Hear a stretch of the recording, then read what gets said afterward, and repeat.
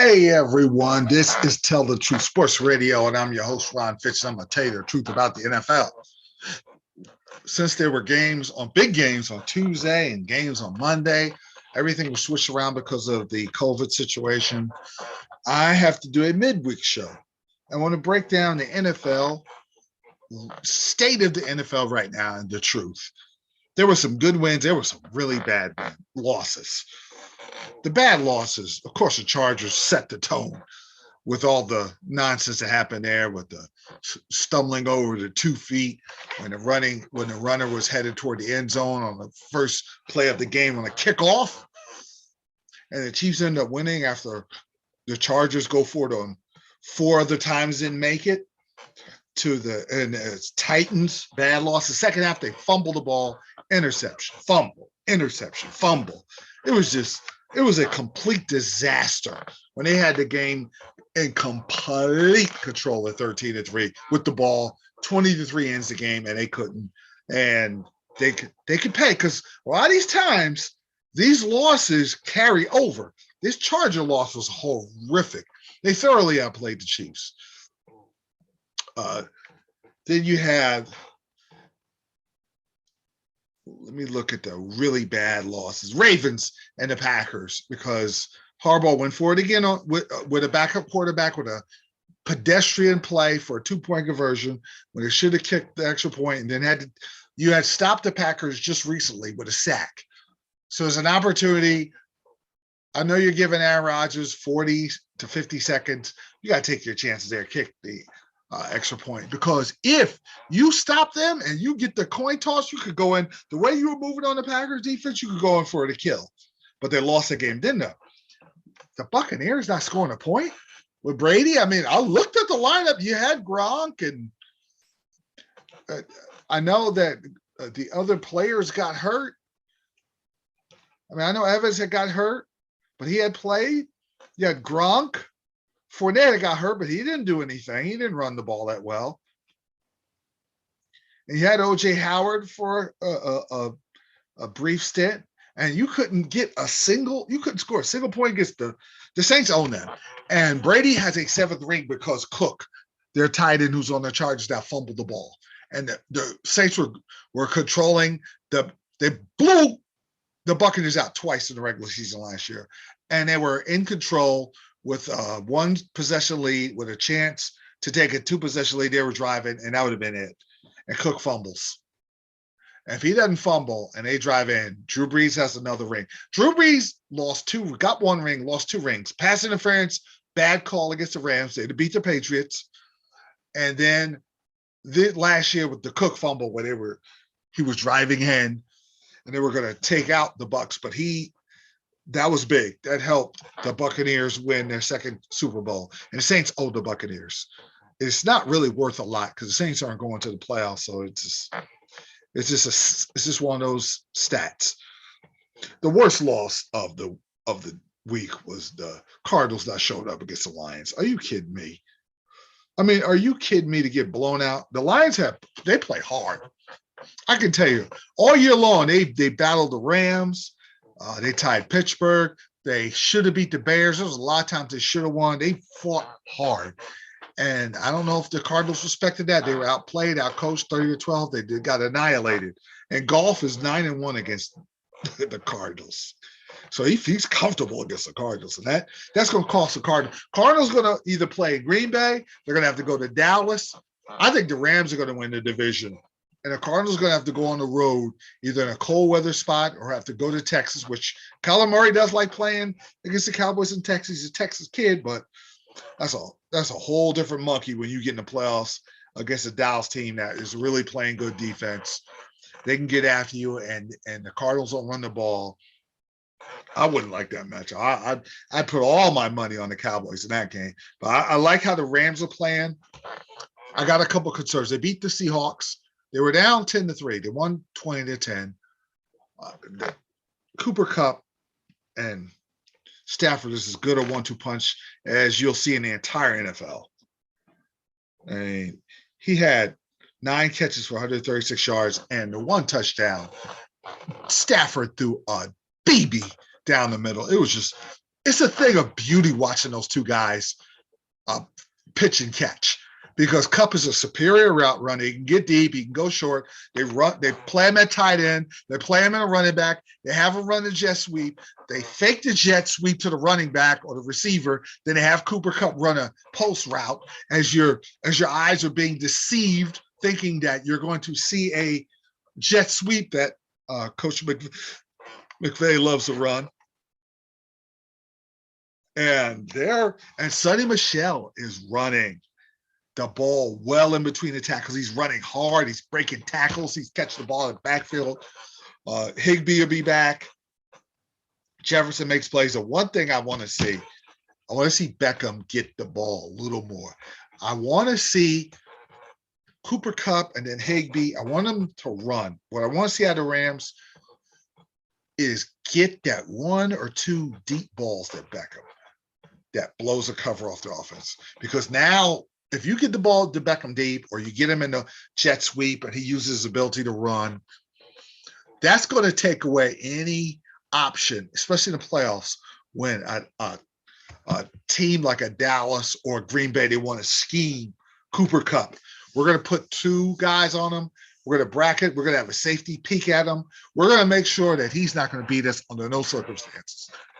Single Beckham. Dare Stafford to throw the ball to Beckham. Put a decent corner on Beckham and see what happens. If Beckham could give him the balance, and Von Miller's now rushing the quarterback, they're starting to play a little better defense. They've corrected that issue with the running game. Teams are running on them like crazy. The players now are getting acclimated to Von Miller and Aaron Donald's being the beast that he is. And Jalen Ramsey's the best corner. I saw him he only got burned by Metcalf once, but he caught up because Wilson didn't throw a good pass, knocked the ball down. He's got the long arms. He's a superior corner, can cover anybody. The slot, the deep player, the tall player, it doesn't matter. That's big to have the complete shutdown corner on your team. One of the best pass runners in the league on the team, one of the best defensive players on the team, one of the best young defensive players in Florida on the team. There's no excuses for the Rams to make a run. Now, the Cowboys, I think, top to bottom are more talented, but the Rams have been there. The one thing that concerns me, and that this could really rear its ugly head against maybe the Packers or the Cowboys, are the fact that Stafford got sacked 4 times, and the left side, his blind side, he got caught a couple times, and he got pressured, and he got in the pocket a couple of times. He made a nice little cup on a deep route, but that's something that would concern me as a Rams fan, because every team has issues. If you look at all the top teams, Kansas City turns the ball over too much, 25 turnovers, second most in the entire NFL. Matt Jones is not ready yet, and he's not as good on the road as home. They're probably going to be on the road. Tennessee, they better get Henry, because I can see them losing the next couple of games. And the Colts have the team that should be in the Super Bowl. It should be the Colts and either the Rams, the Cowboys, or Packers in the Super Bowl. They control the offense and defensive lines of scrimmage. They can stop you in any type of way. I worry about Carson Wentz. But this is what you can hang your hat on if you're a Colt fan. Mark Rippon, Joe Flacco, and I'm thinking another, even Nick Foles. You saw players. I don't want to say Eli Manning. He's a little better. He's a borderline in between Hall of Famer. But you see these quarterbacks that don't play as good catch fire in the postseason. And you got to hope that, because teams are going to stop Jonathan Taylor. And they might get their defense a little bit. Now it's 24-7. Now you need Carson Wentz to go out there, line up with 3 or 4 wides. Now Carson Wentz got to make it happen. And he's the reason you're going to win or lose. Now what? That's what I'm concerned about. And can Carson Wentz be Joe Flacco, be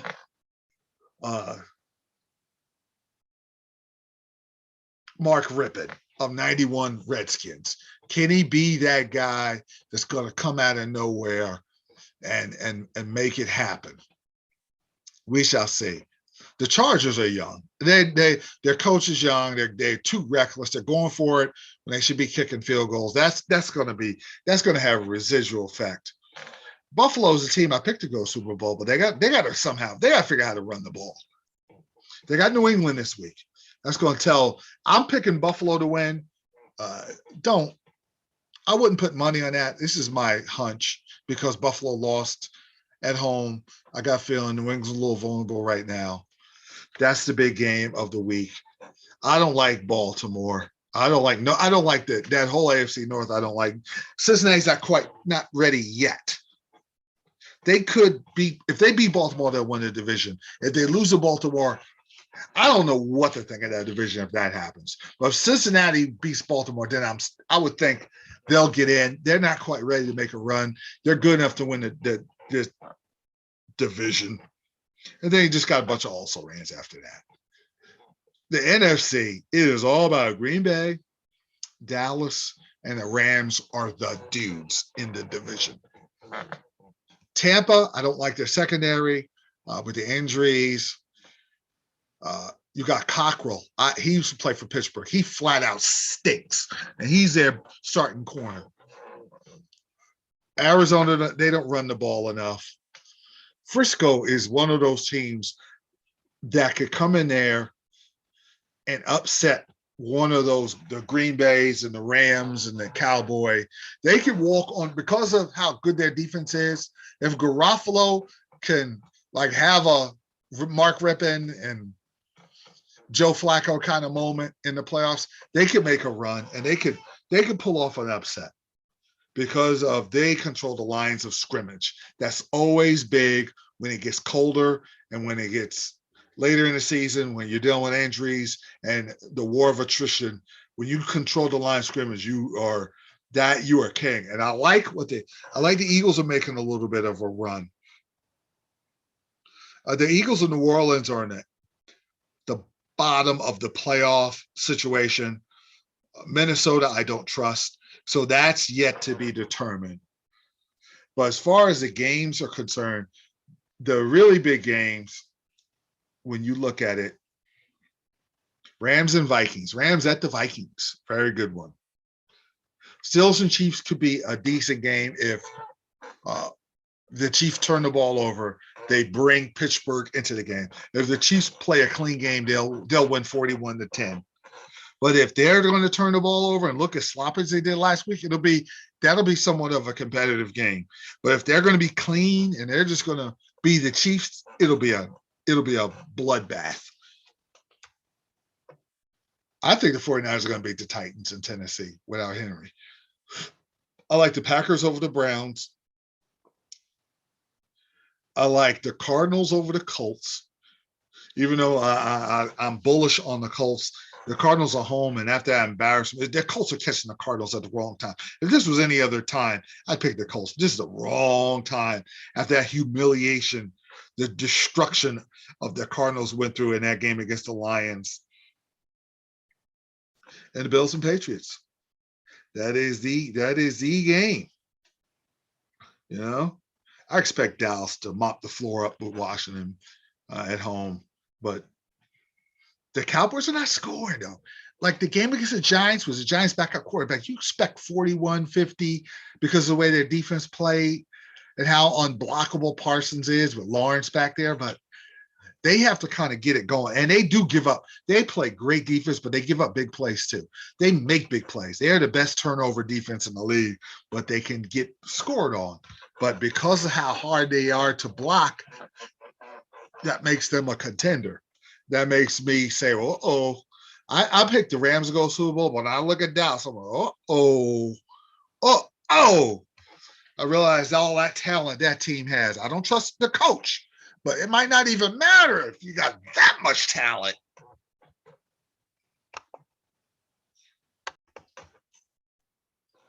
All right, this Christmas is going to be some really, really good matchups.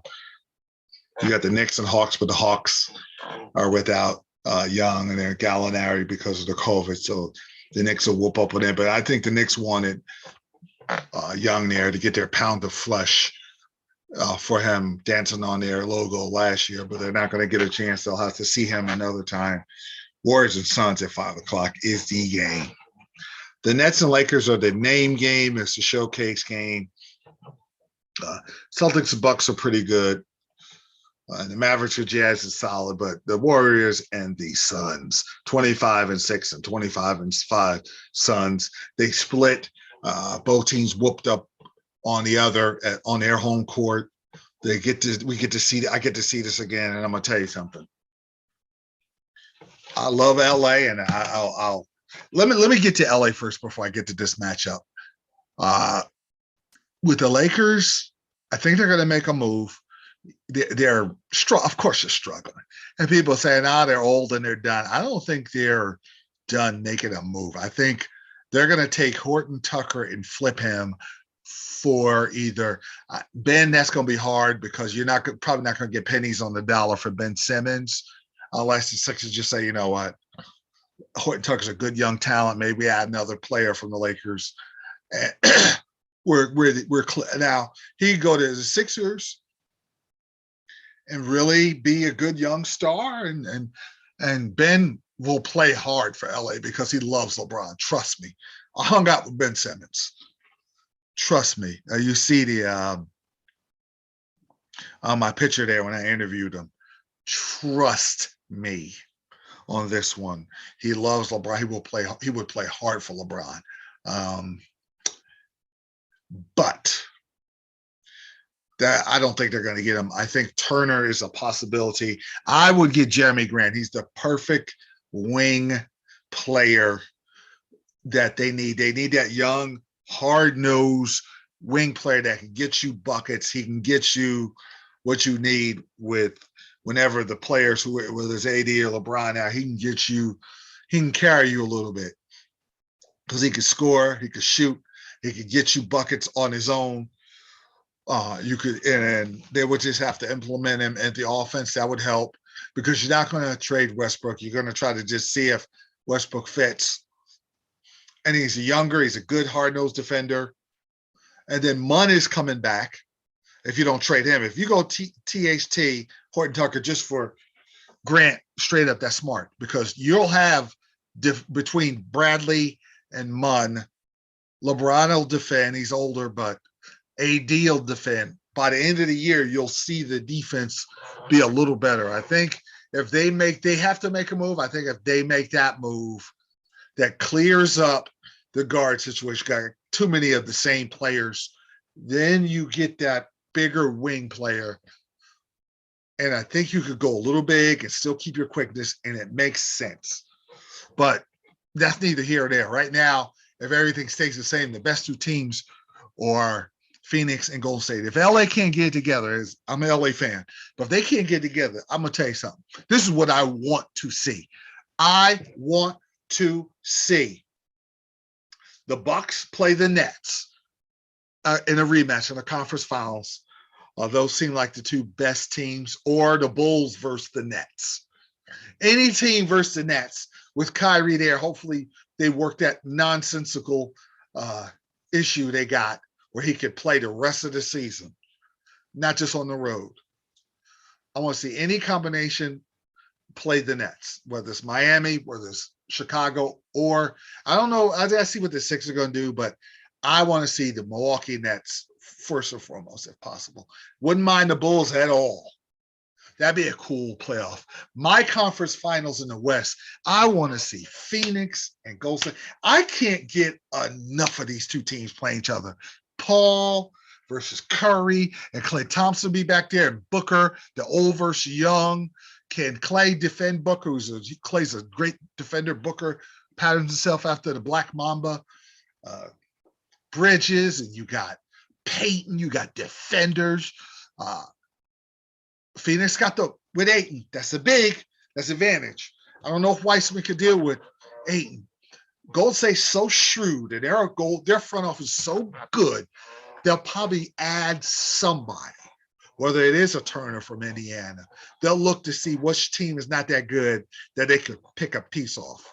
Maybe get an Adams from New Orleans and just put him in there and let him bang Ayton and they keep the same infrastructure of their great passing offense. But I'm gonna tell you something, Gary Payton's son is the second is so good.